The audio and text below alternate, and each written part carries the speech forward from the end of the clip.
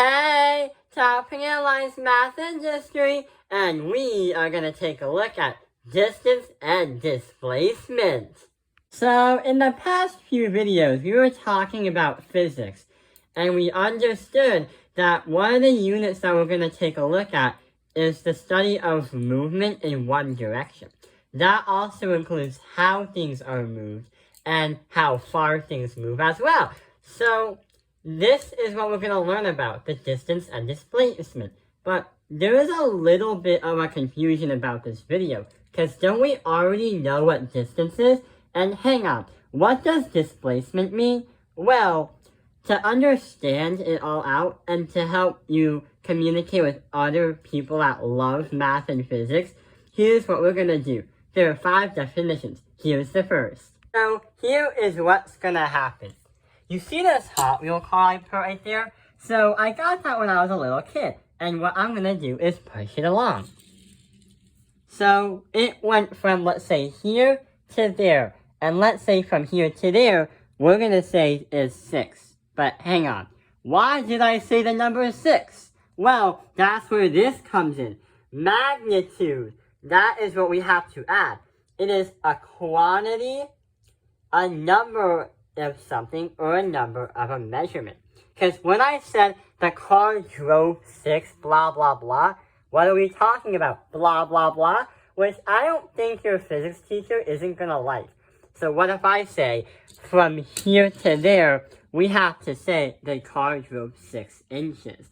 See, that is a quantity, but also it's a number in measurement. The distance is 6 inches. The measurement is 6 inches. So that's why we have to use magnitude. But hang on, there is still a little bit of a confusion. How cold as crabs keep this place anyway? 62 degrees! Oh, that cheapskate!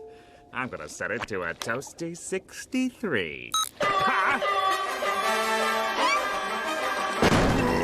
You touch me, thermostat! Oh, thanks, You're welcome, Squidward. What happens if we calculate the car driving in a straight line, but what happens if the car drives in a straight line and makes a drift and turns? That is what we're going to understand next. And how are we going to calculate all that distance? Well, to understand all this confusing stuff about distance, we have to make some kind of reference, the frame of reference. Any measurement of speed, position, or distance is referred to a selected point, like a coordinate system. Oh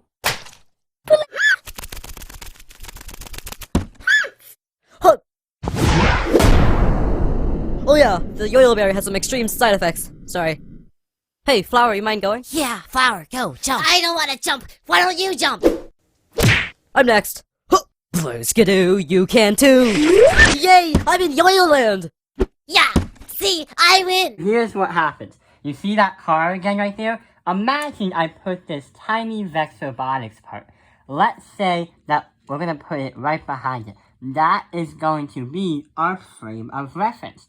Now, from here to there, we're going to say from the car's position now, all the way to that tiny Vex Robotics piece right there, it's going to be 6 inches. So that is why we use the frame of reference. But hang on, sometimes we want to change the frame of reference. Let's say that the car is going to be 2 feet away from that box right there, that point right there. So that is a different frame of reference. So if we know about the frame of reference, and if we know what point we wanted to refer to, now we can understand why distance and displacement is going to be different from each other. So, the distance can be measured by using scalar quantities.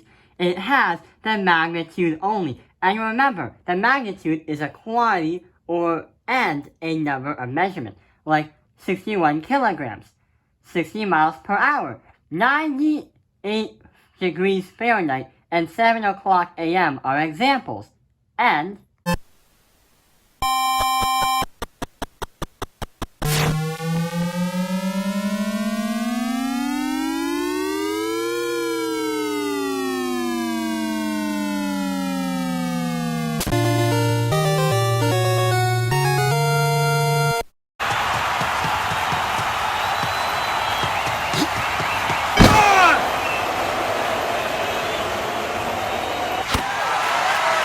a new personal best!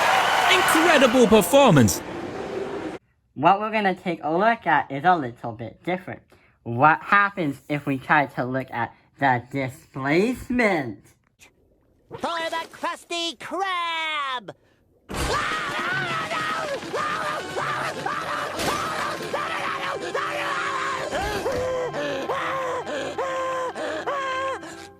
Piece of cake. So the displacement has vector quantities. It means it has a measurement with magnitudes, but it also includes and represents where the distance is, like a direction that is given from a viewpoint. That's why you see stuff like acceleration, velocity, and arrows, because velocity talks about the speed of an object going in some kind of direction. Here's what happens. Let's use the car again. And here's what happens. Let's use the Hot Wheel car again. Let's say that red dot is our point of reference. If the car drove 3, we're going to say if the car drove 3 feet because it's a miniaturized one and not a real one, then it wanted to turn right. Literally, it wanted to turn right, and then it drove 4 feet. So there is a little confusion because when we learned about distance and also learned about displacement, they do have a role in the car's location and where the car is. So distance talks about the scalar quantities and it talks about like the magnitude only. This would mean that the car would have to drive 3 feet straight, make a right, and 4 feet up. 3 plus 4 would be 7. So 7 feet would be the distance, the total amount the car would have driven. But the problem is, the displacement is a vector quantity. But yes, it measures the magnitude as well as the direction from the given viewpoint. So if the new location of the car is right there, it means that you have to find the distance between there and the original point of reference. So if you use math, here's how it comes to be. 3, 4. We have to use the Pythagorean theorem because the car made a right turn, which makes a right triangle. So 3 squared plus 4 squared equals x squared. That's because we have a squared plus b squared equals c squared. So if we do the math, we're going to say 9 plus 16 equals 25. The square root of 25 would represent the displacement, the distance between the car's location and the point of reference. If you said 5 feet, that would be the answer. So in reality, the car driven 7 feet as the total distance. But if we want to talk about the distance from the car to the point of reference, the displacement would be 5 feet, because that is the location and the direction of where the car is. So yeah, that is how we understand the difference between distance and displacement. I hope this video has helped you understand distance and displacement. Thank you for watching Tao Ping Analyze the Math Industry. Like and subscribe.